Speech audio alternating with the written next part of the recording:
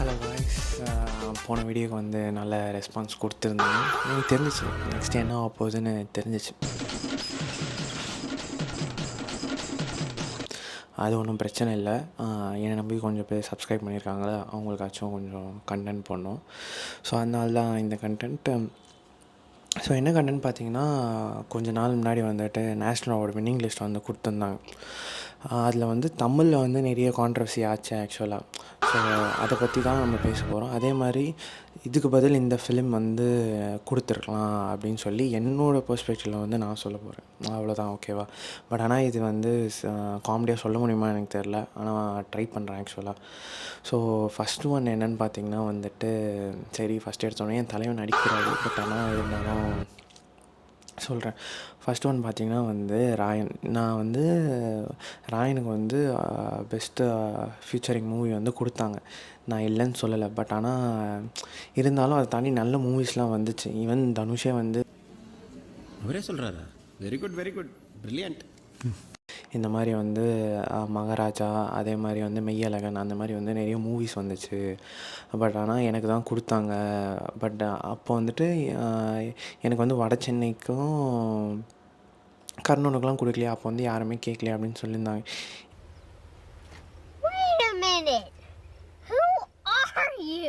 எனக்கு புரியல. இப்போ வந்து ஒரு நல்ல படம் வந்திருக்கு, வந்தால் கேட்க தானே செய்வாங்க ஆக்சுவலாக.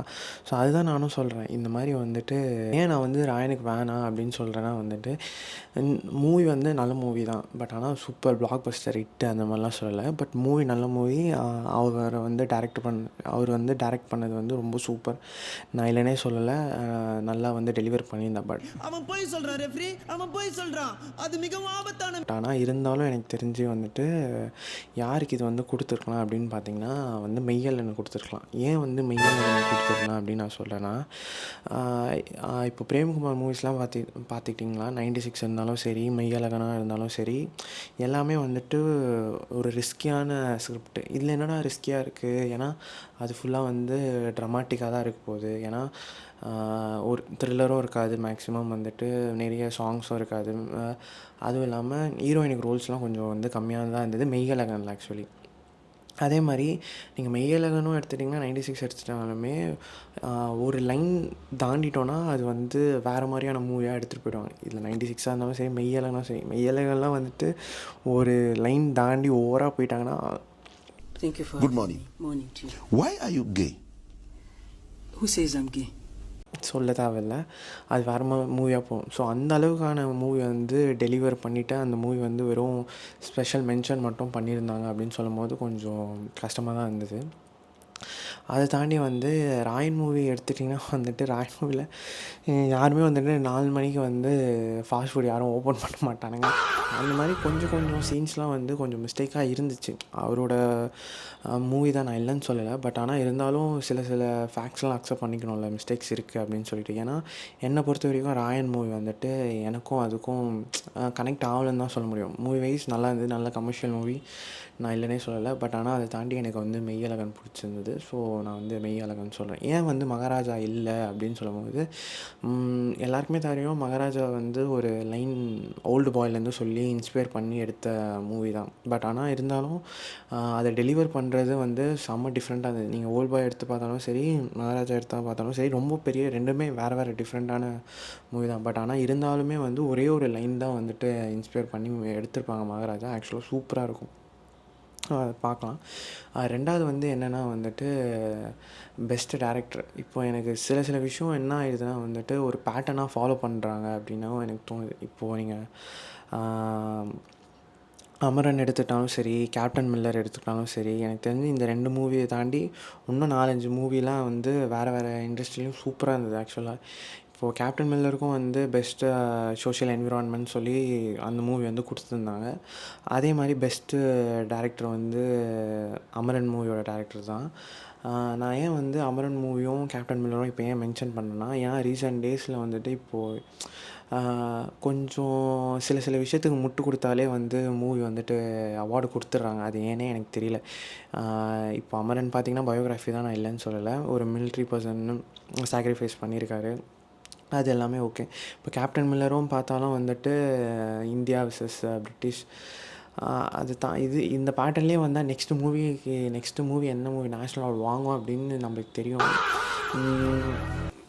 சொல்லணும்னு அவசியம் இல்லை. ஆனால் நம்ம வந்து மகாராஜாவும் மெய்யழகனும் சொல்லணுமே தவிர அதை தாண்டி இன்னொரு மூவியும் வந்து இருக்குது. அது வந்து யாருமே பேசலை. அது ஏன் பேசலைன்னு எனக்கு தெரியல. பட் ஆனால் நான் வந்து அது கொஞ்சம் அது வந்து நான் எண்டில் சொல்கிறேன்.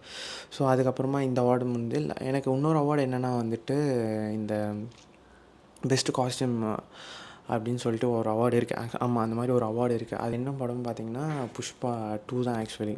எனக்கு புஷ்பா 2 வந்து நல்ல மூவி தான், நான் இல்லைன்னு சொல்லலை. பட் ஆனால் ஏன் நான் வந்து காஸ்டியூம் டிசைன் கொடுக்கக்கூடாது அப்படின்னு நான் சொல்கிறேன்னா, அதை தாண்டி மகாராஜா நம்மளே மகாராஜா ஒரு படம் வந்தது. எத்தனை பேர் வந்து காஸ்டியூம் நோட் பண்ணிங்கன்னு தெரியல. இன்கேஸ் நீங்கள் வந்து படம் ஸ்டார்டிங்லேருந்து எண்டிங் வரைக்கும் காஸ்டியூம் மட்டும் நீங்கள் நோட் பண்ணாலே வந்துட்டு நிறைய டிஃப்ரென்ஸ் இருக்கும் ஆக்சுவலி.